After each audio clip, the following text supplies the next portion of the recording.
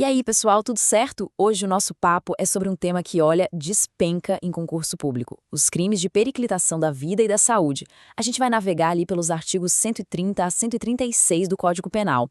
É um assunto cheio de detalhes, daquele tipo que as bancas examinadoras adoram usar para fazer pegadinha. Mas fica tranquilo, que hoje a gente vai desvendar tudo isso de um jeito bem direto e sem complicação. Então, vamos começar pelo começo, né? O que diabos significa periclitar? A palavra pode até parecer chique, mas a ideia é super simples. É literalmente colocar alguém em perigo. E essa é a essência, o coração de todos os crimes que vamos analisar. A gente está falando da criação de um risco concreto, real, para a vida ou para a saúde de uma pessoa que a gente consegue identificar. Grave bem esse conceito, porque ele é a chave para entender todo o resto. Agora, um ponto que a batata cai em prova: qual a diferença entre o perigo à pessoa e o perigo comum? É mais simples do que parece. O que a gente está estudando hoje, nesses artigos 130 a 136, é o perigo direcionado, com um alvo certo. O risco é para uma vítima específica ou para um grupo de vítimas que eu consigo apontar. Já o perigo comum, que está lá em outra parte do Código Penal, é aquele que atinge a coletividade, um número de pessoas que a gente nem consegue contar. Pensa em alguém que provoca um incêndio numa floresta, perto de uma cidade. O perigo ali é para todo mundo, de forma indiscriminada. Essa distinção é fundamental, pessoal.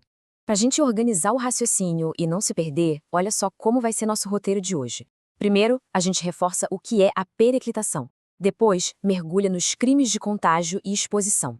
Em seguida, vamos analisar os diferentes tipos de abandono. Daí, a gente passa pela omissão de socorro e pelos maus tratos. E para fechar com chave de ouro, uma revisão final só com os pontos-chave para a prova. Preparados? Então, vamos nessa!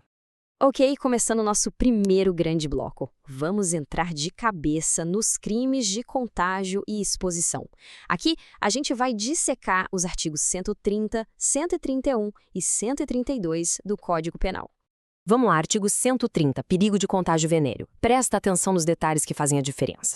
Quem pode cometer esse crime? O sujeito ativo. Só pode ser o portador da doença, é um crime próprio. E a conduta? É expor outra pessoa ao contágio, por exemplo, tendo uma relação sexual sem proteção e sem avisar sobre a doença. Agora, um detalhe importantíssimo: se a pessoa tem a intenção direta ou dolo de transmitir a doença, a pena sobe. Isso qualifica o crime. E para fechar, a ação penal aqui precisa de um empurrãozinho da vítima, ou seja, é condicionada à representação dela. Seguindo para o 131, a lógica é parecida, mas aqui a gente está falando de uma moléstia grave. O sujeito ativo, de novo, tem que ser o portador da doença. Só que o ponto crucial, a virada de chave, está no dolo.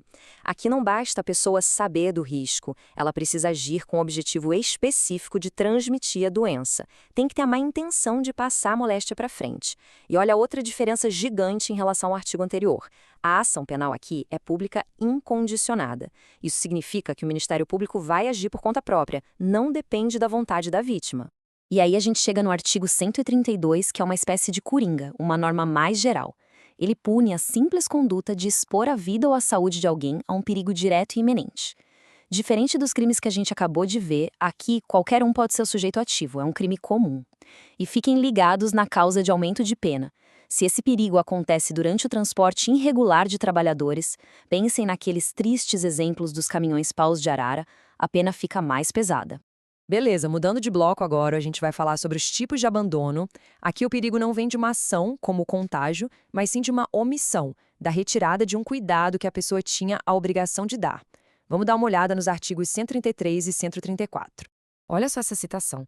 Ela desenha perfeitamente a cena do abandono de incapaz. É um exemplo clássico que ajuda a gente a visualizar o que a lei quer punir. É exatamente essa situação. Alguém que tem o dever de cuidar, mas simplesmente vira as costas, vai embora e deixa a pessoa incapaz largada à própria sorte, exposta a todo tipo de risco que possa existir ali no ambiente. Vamos esmiuçar esse artigo 133. Primeiro ponto, é um crime próprio. O que isso quer dizer? Que só pode ser cometido por quem tem o dever de cuidado, de guarda, de vigilância. Pensa nos pais, tutores, cuidadores. A vítima, claro, tem que ser alguém incapaz de se defender. E se desse abandono rolar uma lesão grave ou até a morte? Aí o crime é qualificado e as penas são bem mais severas. E atenção para não confundir. Existem também as causas de aumento de pena. A pena vai aumentar se o abandono for num lugar isolado, tipo uma estrada deserta, se o agente for parente da vítima ou se a vítima tiver mais de 60 anos. Agora vamos para um tipo de abandono muito, muito específico. E essa citação já dá a dica do que vem por aí. Ela descreve a motivação, a razão por trás do crime do artigo 134. Percebe? Não é um simples abandono, tem um porquê muito particular nessa história.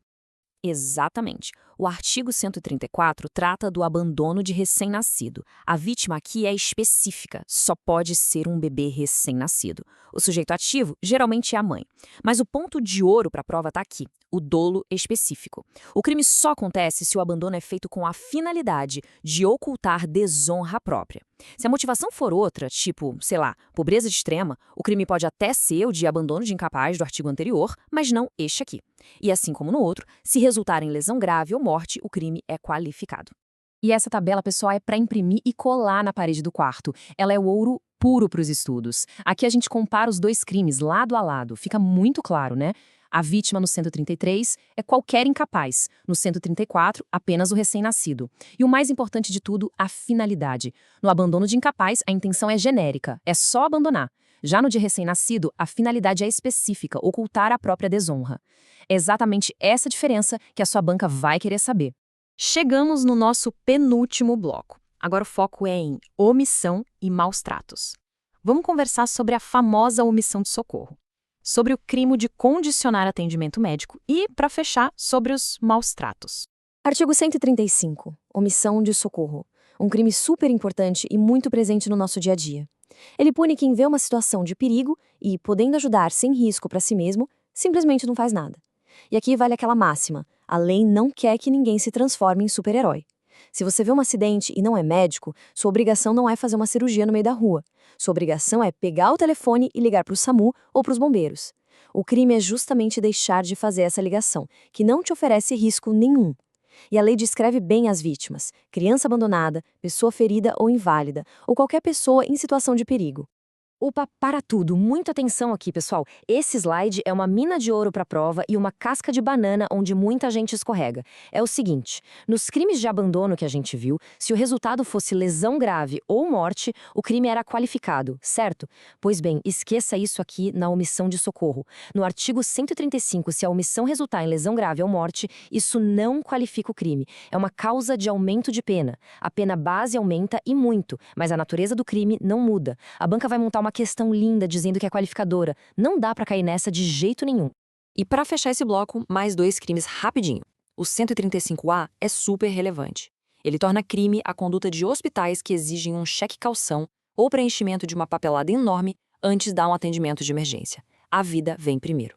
Já o artigo 136, dos maus-tratos, pune aquela pessoa que tem o dever de cuidar, para educar, tratar, etc., e abusa dos meios de correção, ou priva a pessoa de alimento, ou a sujeita a trabalho excessivo. Ou seja, expõe a pessoa a perigo sob o pretexto de estar cuidando. Bom, chegamos na reta final. É hora daquela revisão estratégica para consolidar tudo que a gente viu até agora. Preparamos um resumão com aqueles pontos-chave que não podem faltar no seu caderno de estudos. E esse quadro sinóptico aqui é a cereja do bolo. Ele resume tudo de forma visual e direta. Olha só as colunas. Repare como a maioria dos crimes são próprios, ou seja, exigem uma condição especial de quem comete. Agora, a coluna do meio, a mais importante, o resultado agravador. Olha a grande diferença do artigo 135. Nele, a lesão grave ou a morte aumentam a pena. Nos outros, elas qualificam o crime. E, para finalizar, a ação penal. Veja que só o contágio venéreo depende da representação da vítima. São esses detalhes que vão garantir aqueles pontos preciosos na hora da prova. Para a gente encerrar, fica aqui uma provocação para pensar.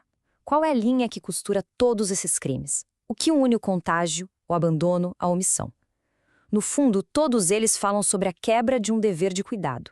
Seja um dever geral que todos nós temos de não colocar os outros em risco, seja um dever específico, de quem tem a responsabilidade de proteger alguém. Entender essa lógica, o espírito da lei, ajuda muito mais do que só decorar os artigos. É isso, pessoal. Mantenham o foco e bons estudos!